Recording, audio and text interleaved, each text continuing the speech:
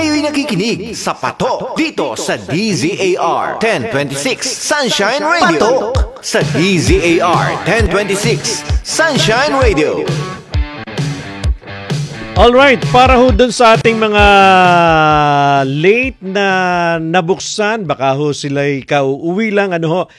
For today, Tuesday, ang atin hong title dito sa ating episode, Habi sa Pagbangon ng Marawi. At ang ating nga hong bisita ngayon ay si Commissioner Ameline Limbona Alhads. Siya ho yung founding chairperson ng ARCAT Lawanen Empowerment Producers Cooperative. And now, yung hanging natin, Commissioner Ameline, ano ho ba yung mga puhunan muna. Yung puhunan and yung challenges. Ano ho ba ang mga naging hamon sa pagsisimula po ng pagpapakilala ninyo dito sa mga produktong ini-introduce natin ngayon sa kanila? Puhunan. Paano ba ako nagsimula? Dahil nga Marawi Siege yun, di ba? So, nag-bail out po ako ng sarili kong pera. Okay. Naghanap ako, nagbuo ako ng mga tela, ng mga fabric. Nagtingin ako, binuo ko yung isang prinsesa na that will replicate a Muslim princess that represent our culture. Siguro gumastos ako ng more or less 15,000. And then nung magkaroon ako ng 15,000, I have 10 dolls. Okay. And then, out of 15,000, nakagawa po kayo ng 10 dolls. 10 dolls na yun. Pero may mga fabric na pinagkukuha ko doon sa bahay namin sa Iligan. Okay. Yun ang mga ginupit ko para talaga maging makatotohanan yung mga fabric na sinuot ng isang ARCAT Lawanen. Hindi ko alam kung paano ko nabuo na nag-start ako ng business dahil nakafocus ako doon ng mga benta ko yung dolls, binigay nila, hindi ko nga alam kung binili nila yung dolls dahil naawa sila sa akin dahil Marawi Siege or dahil nga dapat magkaroon sila ng isang collector's item kasi pinaliwanag ko bakit ko binuo ang isang ARCAT Lawanen dahil gusto ko magkaroon ng seed money para sa aming mga waivers dahil wasak at sunog at halos lahat ng mga Muslim na mga Maranao, nasunog ang aming mga heirloom dahil ang mga malong po na katulad nito ay isang heirloom dahil mahal po ito and umaabot po ito ng 9 months bago mo siya mahabi. Wow! Dahil ito lang siya, ito yung sinasabi natin na langkit. Itong langkit, it will take you at least 4 months. At iba po ang ang paghahabi nito dahil maliit ito. And then the rest nitong mga tela. So kaya pala tumagal siya ng 9 months, Commissioner Ameline? Matagal talaga. So, ang nangyari nun, ang challenges ko, paano ko ngayon maiingganyo yung isang babae na nawala na ng pag-asa? Diba? Kahit magaling siya manghabi, sabi niya, ano naman ang gagawin namin? Maghahabi kami, kailangan iisipin namin, paano namin maibalik yung mga gamit namin, yung mga karanasan nila. Kaya sinabi ko sa kanila, we need to do something na maging busy kayo inside the evacuation center. Nung una, walang naniwala sa akin. Nung nagpatawag ako doon sa basketball court, orientation, una, nagpalista, nasa 50. Paglingon ko, 3 na lang naiwan. So, broken-hearted ako. Sabi ko, paano ko ba sila makumbinsi? That's another challenge, Commissioner Ameline. So, yung 3 na yun, pinilit ko maging 5 hanggang naging 10 sila. Nung nagawa na namin yung backstrap loom, sabi ko, sige, gumawa kayo, maghabi kayo. Pilitin nyo kahit 1 metro lang ang matapos nyo, bibilhin ko. So, dahil siguro sa frustration nila at wala silang ginagawa, gumawa sila. Nung gumawa na sila, binili ko on the spot. Nung binili ko, hindi ko alam kung paano ko sa kanila bilhin dahil ang gusto ko lang ipaalam sa kanila na meron kayong talento, huwag kayong mawala ng pag-asa. Kasi siguro during the time, Commissioner, mixed emotion pa sila. Kumbaga hindi pa nila matanggap na doon hahantong. Kasi lahat ho yan ay pinaghirapan. Kumbaga, so parang during that time, parang hindi pa sila makafocus, Commissioner, dahil yun na nga, iniisip pa rin po nila paano ba sila magsisimula muli, paano ba sila babangon. Oo. Tama yan. Mahirap po nating turuan ang mga tao na durog na durog. Yung sinasabi mo na may pag-asa pa pero hindi mo alam. Kahit ho ako, hindi ko rin alam kung saan ko hinugot. Sinabi ko na lang sa kanila, kaya natin ito. So nung binili ko ho, after 1 week, after 2 weeks, meron na silang mga nabuo na mga sukip. Binili ko sa kanila. So nung nakita nila, totoo pala to. Binibili pala niya yung mga gawa natin. Pero naghahabi na ba before ang mga kababaihan sa Marawi? Sa Marawi before the siege? Yes. Before the siege, marami na ho dahil ang malong namin hinahabi talaga ito. Okay. So, hindi lang siya nagiging lucrative dahil ang mga kabataan, sabi nila, ano ang gagawin namin? Pag naghahabi kami, wala kaming diploma. At hindi ho yan sasapat sa kita namin. So, sinabi ko sa kanila, bibilhin ko ang paghahabi ninyo, whatever your product. So, nung namili ako ng produkto at may dumating na mga different agencies na na-encourage, in-inform sila na ito ang gagawin natin, sumaya sila. Nagkaroon sila ng pag-asa. Lahat nagsikap na maghabi. Pagdating ng pandemic, after the Marawi siege, eto so 2019, isang taon lang napahinga, nakasali kami sa trade fair, masaya na kami dahil nakikita namin yung konting liwanag para sa aming kultura, sa paghahabi. Pagdating ng Marawi siege, ano ang nangyari? Nakigaya rin kami. Gumawa rin kami ng mga face mask na nilagyan din namin ng accent. At naging positibo naman. Sabi ko nga, kahit konti, sabi ng mga inchik, kahit piso basta meron. So yun, ang challenges, mahirap kumbinsihin ang mga tao na bumili sa produkto mo. Unang-una, hindi nila kilala. Pero sa ngayon, konting effort na lang, advocacy, ikampanya natin, tangkilikin natin ang ating sarili. Ay, isa rin hong napakaganda, Commissioner Amelie, na nagkaroon kayo ng opportunity to be part of DTI, ng gobyerno in particular. Kasi makakatulong po sila not only to develop more, kung hindi to market all this product, Commissioner. Ang nagawa ho ng DTI during the Marawi siege and after the Marawi siege and even after the pandemic is they were able to empower some Marana women. Naging seryoso yung ibang maghahabi. Sabi niya, ma'am, kinarir. Yes, membro ako ng kooperatiba mo, pero pwede ba yung paghahabi ko, gagawa rin ako ng sarili kong clothesline? Sabi ko, oo. So, ang ano natin ang purpose ko naman doon is yung kooperatiba ay maging sandigan, panimula, at magbibigay kaalaman para makikita nila yung tamang daan kung paano nila ngayon i-improve ang sarili nila. Ang Arcatlawanen ay isang legacy lamang na ipapakita kung gaano kaganda ang ating kultura. It might be a cultural livelihood. Pero ang pinakamahalaga doon, it's one way of preserving our culture. Dahil habang ang tao gusto nilang magdamit ng maayos, gusto nilang gumamit ng fabric ng mga Maranao, patuloy ito.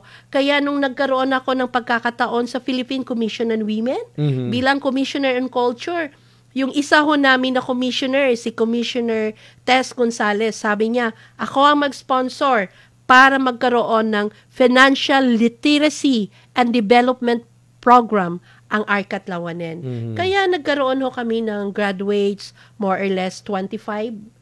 So nag-improve na sila. So ngayon pag sinabi mong Arcatlawanen, conscious na sila kung paano nila patakbuhin ang negosyo nila.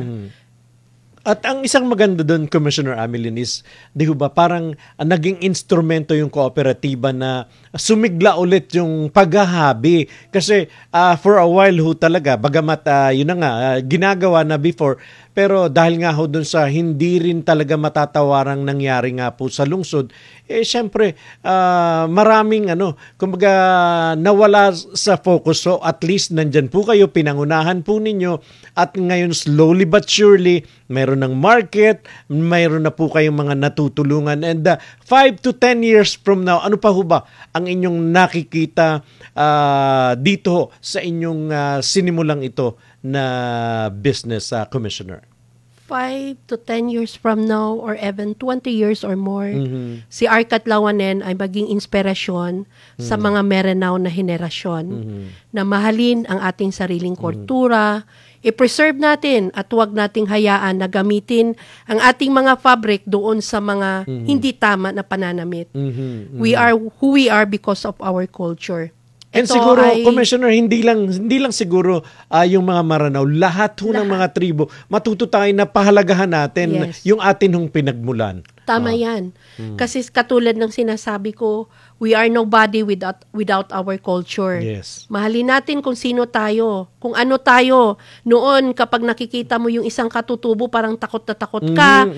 At ikaw mismo na katutubo, nahihiya ka. Being a minority, I myself, that I belong to a minority, parang nakakahiya naman kasi ganito, ganun. Pero doon ko na-realize na importante pala kung meron kang masasabing sa iyo. Importante pala kung meron kang ipinaglalabang kultura.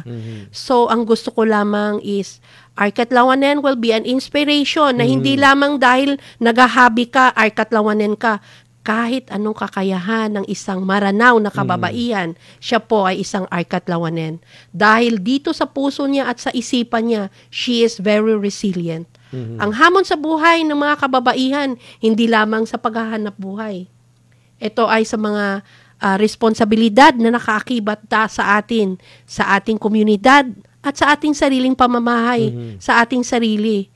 Kung ikaw ay isang Arcat Lawanen, mahalin mo ang sarili mo bago ang lahat. Okay.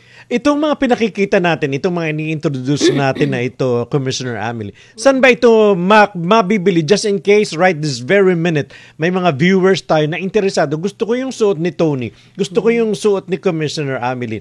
Saan ba ito matatagpuan na, let's say, nandito sila sa Manila? Meron kaming Facebook, sa page Arcat Lawanen. Meron ho kami sa Mindanao State University Aga Khan Museum showroom. And hopefully, dito naman sa Maynila, meron akong mga partners dito sa Kamuning na nananahi po sila ng mga Arcat fabric. So, I have my number. Madali lang nila akong natutuntun dahil marami akong mga friends. Pwede ho ba nating ibigay yung numero na yun na nasa screen naman? Ayan kung kayo'y nanonood, nasa screen 0929-472-5835. Pwede ninyong tawagan dyan si Commissioner para baka may mga gusto ho kayong itanong pa. So, dito sa Kamuning kanyo at saka yung mga binanggit nyo na nasa Mindanao. At saka din sir, tayo po ay bahagi ng Philippine Women Council under sa pamumuno ni Chairperson Ma'am Maylene Abiba. Alam mo niya, sila ho din ang nagpo-provide sa akin ng mga nagre-refer ng client. Pinala din ako dahil natahian na natin ng damit ang ambassador ng Nigeria. Yes po. So marami na po. Madali lang kaming hanapin ang Arcat Lawanen. Pwede ho kayong mag-order ng kung anumang tela. Ang lahat na nag-order sa akin, sinasabi nila, hanggang saan ba namin pwedeng gamitin ang inyong sukit. So sabi ko, above the knee, not below the knee. Yung sa sapatos, pwede ho natin yung gamitin as accessory sa mga bags, mga wag lang ho sa sapatos natin dahil tinatapakan natin. Dahil ang history ho ng mga weavers, sabi nila, weavers are dreamers. Actually, kung ano yung mga nakikita nila sa kapaligiran, yun ang domesticated sila eh. So yun ang mga sagrado na tinuturing nila na naggagabay sa kanila. Yun. Kaya irespeto natin. Yun po siguro, Commissioner Amelie, ng isa sa mga magandang pwede nating iwan sa kanila na every time na bibili sila nitong mga gawang katulad nga po nitong pinakikilala natin, tanungin nila, ano ho ba hanggang para maiwasan nga na nalalabag natin kasi sagrado, kumbaga pinahalagahan natin. So maganda yung binanggit mo kanina na tanungin lang kung hanggang saan ho ba namin ito pwedeng suotin. Para at least naiintindihan, nauunawaan at hindi naman ho nakakasama ng loob na kumbaga parang naba-violate yung pagpapahalaga na ginagawa po natin. Tama yan. Yung sabi nga natin, at pahalagaan ho natin ating mga habi, yung mga weavers natin. There should be a sense of ownership. Kung gaano man ang sinusuot ninyo, pasalamatan natin sila dahil ang ating mga habi are artisan. Natural ho ang kanilang natatanging kakayahan at hindi ho natin yan kayang pag-aralan sa kahit anumang manual. At isinisulong ho ni Congresswoman Milagros Magsaysay na sabi na niya sa akin na gusto kong lapitan ang mga senior citizen na mga habi. Gusto kong gawan sila ng pensyon, which is ako po ay nagpapasalamat dahil importante po yan. Apo. Ang ating mga habi dapat nagkakaroon sila ng in situ, tama po ba?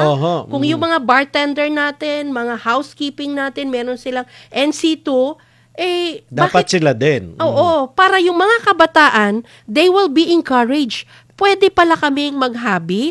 At the same time, yung NC2, di ba, sir, correct me if I'm right, equivalent yan ng second level ng CSC. Yes. So, pwede rin silang magtrabaho sa gobyerno. Tama. So, sana po magkaroon ng NC2 ang ating mga habi dahil ang ating weaving industry is dying. So, paano ba natin ito bigyan ng resolusyon? Tama. Dapat ba bilhin na lang natin ang paghahabi nila? Paano hanggang kailan natin masusustain yung pagbibili ng mga produkto ng naghahabi? Kailangan po, i-upskill natin sila. Itaas natin sila ng konti. Bigyan ng karangalan, Suportahan. bigyan ng instituto, at suportahan. Yes. Opo. Barong, Commissioner, gumagawa rin ba? Of course, meron akong mga barong. Actually, yung isang organisasyon na wherein part ako, yung BBM Tigers, napakarami po nila na sumuot po ng barong with sukip. At maraming salamat po kay Commissioner Albert de la Cruz dahil siya po ang namumuno doon sa BBM Tigers. Dahil sa kanya, kahit papano nabuhay ang ating mga habi at ang mga partners namin sa Kamuning. Dahil sir, kami po sa Marawi ang nagpapadala ng textiles, pero meron ho akong mga mananahi dito sa Manila.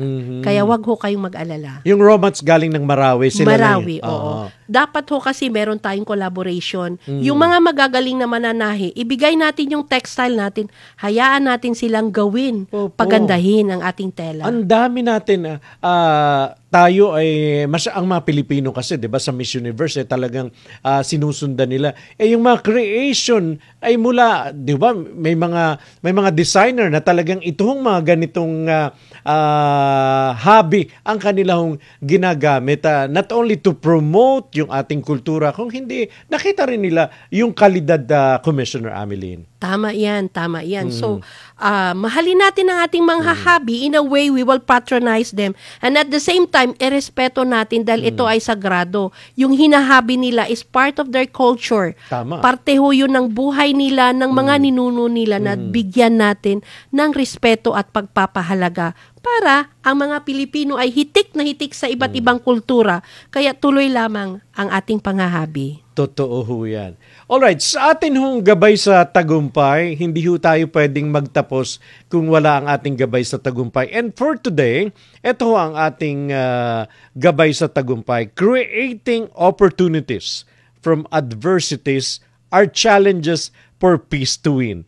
And the women resiliency are stroke of empowerment. Diba? Napakaganda, Commissioner. Kasi nga, kung hindi ka naglakas ng loob para, sabi nga, pamunuan ito, kumbaga, paano na yung kultura ng Marawi na pinapahalagahan po ninyo? Kaya nga, sumasaludo ako, Commissioner, doon sa inyong pangunguna dito na ngayon nga po, very rewarding. Marami na hong natulungan ang kooperatiba at marami pang matutulungan. So, marami ng market. So, hopefully, ito hong mga connections natin na ito ay patuloy pong gamitin para makilala pa, marami pa tayong mga matulungan, Commissioner. Tama po yan.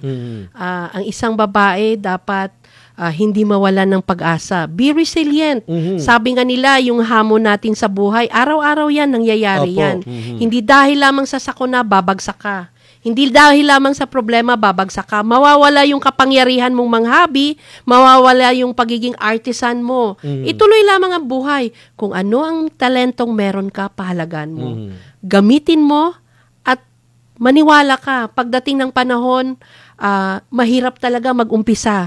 Pero habang nilalakbay mo ang mga challenges sa buhay mo, makikita mo yung mga totoong tao na meron talagang gagabay at aakay sa'yo para dalhin at may maniniwala. Kapag isa lang ang maniwala, huwag kang tumigil. Maniwala ka, dadamitin yan. Nandyan, may gobyerno tayo, may sangay tayo ng gobyerno na maaring makatulong. And siguro, bilang panghuli, Commissioner, as an educator and a businesswoman, maaring maraming mga nanonood sa atin ngayon ang na-inspire dun sa inyong kwento. Ano ba yung pwede nyong ma-share po sa kanila?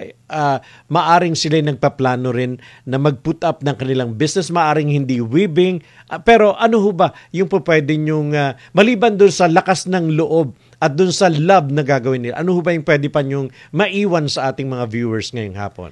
Maniwala ka sa sarili mo. You can Believe in yourself. Believe in yourself. Pahalagahan mo ang sarili mo na kahit anong gawin mo, alam mo ang destination mo, tagumpay. Yun lang, mindset. You need to have a mindset and be resilient kahit sinong humarang dyan. Focus ka lang dahil pagdating mo doon, maraming nag-aantay sa'yo dahil walang naghihintay sa mga taong talunan. Doon sa mga taong nagwawagi, maraming nag-aantay sa inyo upang kayo ay maging inspirasyon nila. Sa umpisa, hindi madali. Lahat pagdadaanan mo, batikos, mga basher, o anuman. Huwag mo silang antayin. Be ready. Be ready.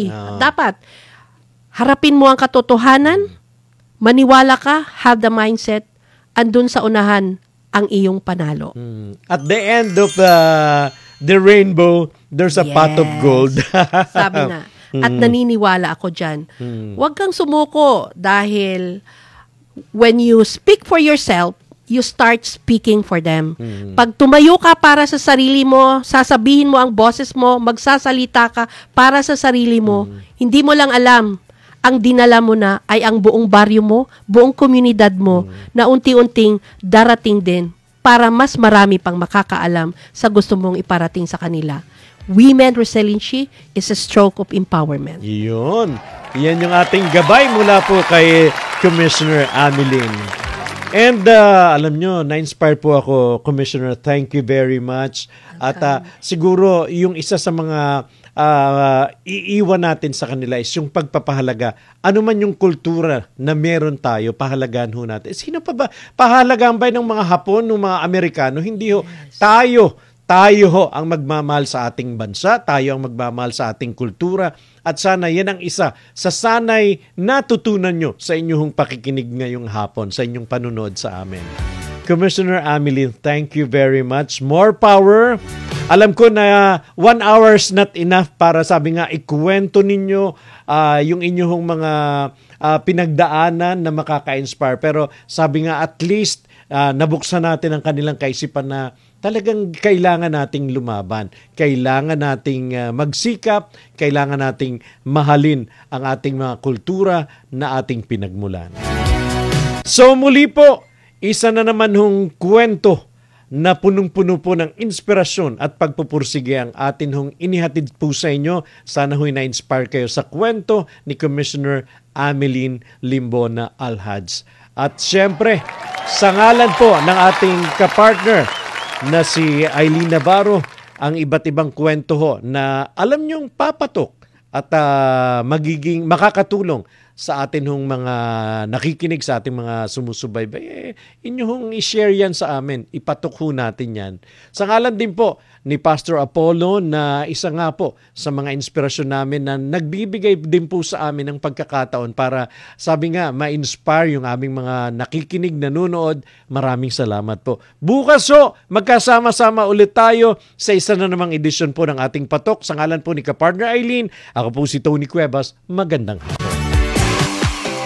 Sumainyo ang programang Patok. Naway marami kayong nalaman at natutunan sa mga latest trends at fashion. Muling makinig sa mga araw ng Lunes hanggang Biyernes, 1:00 hanggang 2:00 ng hapon.